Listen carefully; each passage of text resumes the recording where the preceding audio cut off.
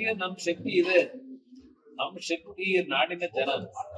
ಇವತ್ತು ಒಂದು ಸಣ್ಣ ಪಕ್ಷ ನಮ್ಗೆ, ನಾವೇನು ಆರ್ಥಿಕವಾಗಿ ದೊಡ್ಡ ಪಕ್ಷದ ಖಜಾನೆ ತುಂಬಿಸಿಟ್ಟಿಲ್ಲ.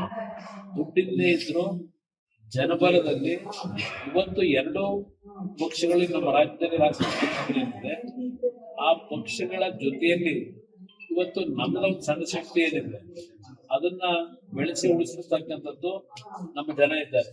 ಒಂದು ವರ್ಗ ಇದೆ, ಅವರಿಂದ ಈ ಪಕ್ಷದ ಶಕ್ತಿ ಏನಿದೆ ಅದು ಇನ್ನು ವೃದ್ಧಿ ಆಗುತ್ತೋ ಅಂತ ಮುಂದಿನ ದಿನಗಳಲ್ಲಿ ಕಡಿಮೆ ಮಾಡ್ಲಿಕ್ಕೆ ಸಾಧ್ಯ ಇದೆ. ಈಗ ಅನ್ನೋದಕ್ಕಿಂತ ಹೆಚ್ಚಾಗಿ ಬಹಳ ಜನ ಉತ್ತಮವಾದಂತ ಒಂದು ಸ್ವಲ್ಪ ಸಾರ್ವಜನಿಕವಾಗಿ ಭಯ ಭಕ್ತಿ ಇಟ್ಕೊಂಡಿರ್ತಕ್ಕಂಥವ್ರು ಇದ್ದಾರೆ, ಜನಗಳ ಬಗ್ಗೆ ಗೌರವ ಕೊಡ್ತಕ್ಕಂಥವ್ರು ಇದ್ದಾರೆ ಕೆಲವರು.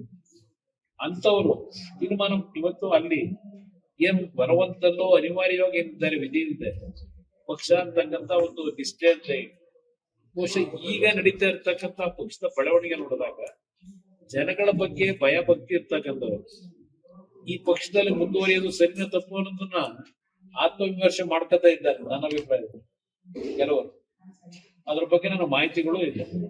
ಮುಂದೆ ಯಾವ ತರ ಆತ್ಮವಿಮರ್ಶೆ ಯಾವ ತರ ಬದಲಾವಣೆ ತರ್ತದೆ ಅಂತಕ್ಕಂಥದ್ದು ಕಾದು. ಅಲ್ಲ ಸರ್, ನಿಮ್ಮ ಮತ್ತೆ ಏನಾದ್ರು ಮತ್ತೆ ಕೆಲವರು ಬಂದ್ರೆ ನಿಮ್ ಪಕ್ಷಕ್ಕೆ ಬಂದ್ರೆ ನೀವು ನಾನು ಹೇಳುತ್ತಲ್ಲ ಕರ್ಕೊಂತೀರ.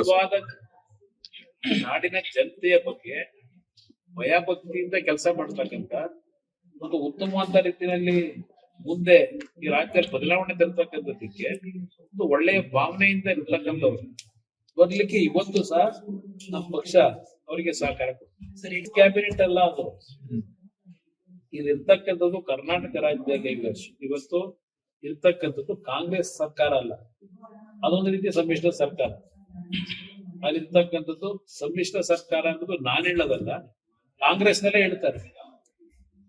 ಕಾಂಗ್ರೆಸ್ನಲ್ಲೇ ಇರ್ತಕ್ಕಂಥವ್ರು ಕೆಲವರು ಹೇಳ್ತಾರೆ ಇದು ಕಾಂಗ್ರೆಸ್ ಪಕ್ಷದ ಸರ್ಕಾರ ಅಲ್ಲ, ಇದು ಒಂದು ಸಮ್ಮಿಶ್ರ ಸರ್ಕಾರ ಅನ್ನೋದು ಹೇಳ್ತಾರೆ.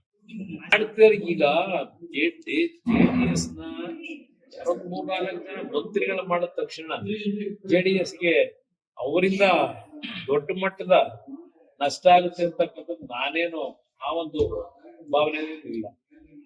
ನಮ್ಮ ಪಕ್ಷಕ್ಕೂ ಬಿಟ್ಟು ಹೋದಂತವ್ರಿಗೂ ಇಲ್ಲ ಅಲ್ಲಿಗ ಗುರುತಿಸಿ ಜೆಡಿಎಸ್ ಪಕ್ಷ ಮುಗಿಸ್ತೀವಿ ಅಂತ ತಿಳ್ಕೊಂಡಿದ್ರೆ ಯಾವ್ದೋ ಕನಸ್ತಾಗಿದ್ದಾರೆ ಅಂತ ಸಂತೋಷ. ಆ ಸ್ವಲ್ಪ ಒಂದು ಮಂತ್ರಿ ಸ್ಥಾನ ಕೊಟ್ಟಿದ್ದಾರೆ, ಒಳ್ಳೆ ಕೆಲಸ ಮಾಡಿ